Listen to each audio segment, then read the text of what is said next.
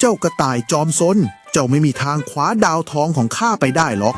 อย่ามั่นใจไปหน่อยเลยท่านอัศวินข้าจะกระโดดข้ามหมอนไปคว้ามันมาเองรับมือกับขนุนนุ่มนิ่มของข้าไปซะเจ้าหัวขโมยเฮ้ยแค่ขนุนนุ่มๆทำอะไรข้าไม่ได้หรอกระวังหลังให้ดีดาวทองของข้าต้องอยู่บนยอดหอคอยนี้เท่านั้นโอ๊ะหมอนกั้นทางข้าต้องไต่ขึ้นไปให้ได้แล้วเจ้าไม่มีวันผ่านด่านป้อมปราการหมอนชั้นนี้ไปได้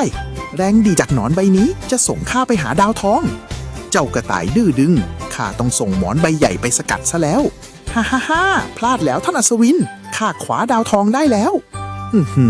เจ้าทำได้ยังไงเนี่ยสุดยอดไปเลยเพื่อนยากเพราะเราเล่นกันอย่างสนุกสุดเหวี่ยงยังไงล่ะไปพักกันเถอะ